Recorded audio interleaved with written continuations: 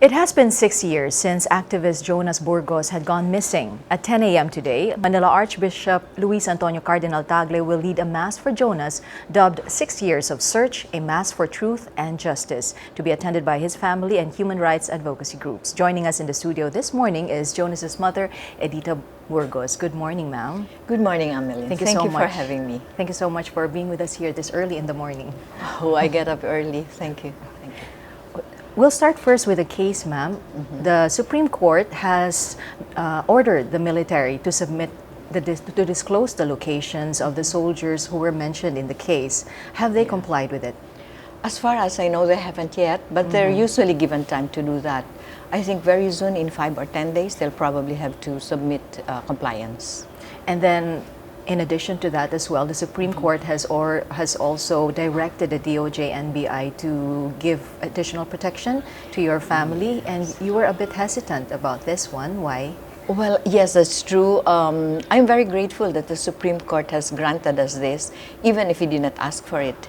They probably appreciated the seriousness of the evidence which you gave them. And they know that some people wouldn't allow this evidence to surface. And why are we hesitant? Why do we have reservations? It's just that we're very ordinary people and we want to live ordinary lives. And having people around you who are strangers would not help towards that style of life. And also, the family has always been very cautious. Before make decisions, we think about it, pray over it before we really make a decision. This is the same thing here. It's not that we do not appreciate the offer, and it's also not that we do not need the offer, because right now my children and myself have been surveilled, and the presence is very, very visible. All our landlines and cell phones are tapped. So we do need protection, but probably there will be a creative compromise. Okay. So what do you mean about the creative compromise in terms of your protection? They can be present without being seen, and not being really felt by the family, so that the kids are not affected, and yet they are accessible, or the security is available at any time that we need security. Okay. So you're accepting also the yes, we do not order. reject it outright, because we understand that we do need protection. You just have conditions with it. Yes, and there are threats, very, very actual threats. What were the additional evidence that you have submitted, which I understand strengthened the case? What were these, ma'am? The 3 documents, these are 3 sets of documents which we have submitted to the Supreme Court in a sealed envelope.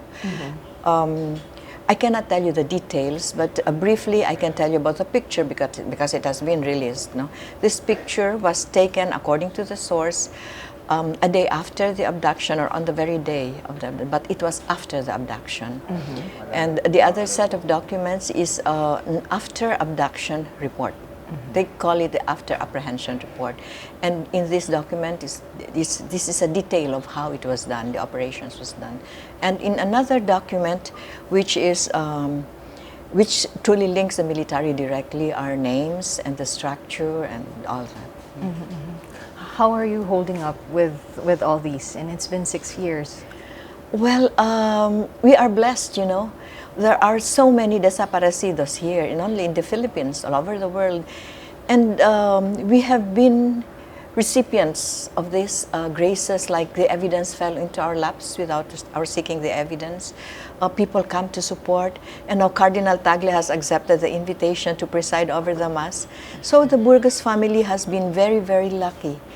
I can't say that it is the same with the other victims, and how I wish that all the other families would be helped.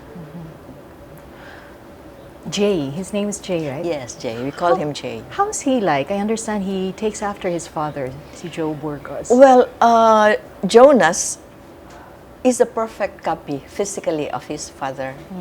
He has also been the one to stand out among the children, who's very active and who's a doer like his father. And praise God, he has given his life to serve farmers and to serve other groups. And I would say he could be a modern prophet, because he stood up against unjust structures. That was what he was doing when he was abducted. I understand that even during the time of your husband, your family was always, it wasn't an ordinary life. And then this also happened also to Jonas. Do you sometimes wish that sometimes your life would be simpler and it wouldn't have to be in this particular situation? If, Amelyn, if I were to live my life again, I would choose Joe again to be my husband. And I would not change anything at all. Because the family, all the children grew up to be what we would have wanted them to be. And we can see now that they're parents and they are, the child rearing practices are the same. Parang nakikita namin kami sa kanila.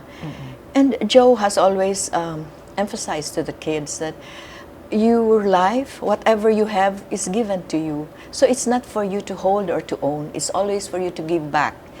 And I'm glad that my children are like that. And maybe our family is in the highlight, so they see this. But probably in other families, in different ways, they're also like that. I won't change anything. The whole family has bonded even more together in spite of bad things happening. And I am very happy that I have my family like this. In your heart, ma'am, where is Jonas now? In my heart, I know that he is in the hands of God. At whatever state, I do not know at what state. Is he alive or have they murdered him? I do not know. But what I know is that God will not allow something to happen unless there is a good reason for this. And we just have to look for the reason. You know, that makes the search easier. We choose to believe that he's alive. And at 10 a.m. today, there will be a mass for Jonas. Is it open to the public, ma'am? Oh yes, it's open to the public. It's in Quiapo Church. So people can just come in and pray, pray with the group. A lot more, I think so many desaparecido families will be there. My group, the desaparecidas, will be there with us. My sisters also in Carmel will be there to pray with us. And I have received reports that other groups also are joining. So we invite the public to come and pray with us. Okay. And thank the Lord that attention is being given now to the human rights victims. Okay, we will be praying with you, ma'am. Thank and you, also for Amelyn. everybody Yes. else also who are in a similar situation. Thank you very much. And thank you so Amelyn. much for joining us this morning. And we're honored to be here. It took some time. There were schedule problems, but now I am so happy that finally I am a guest of Solar. We're also very honored to have you with us, ma'am. Thank you. Thank you so much.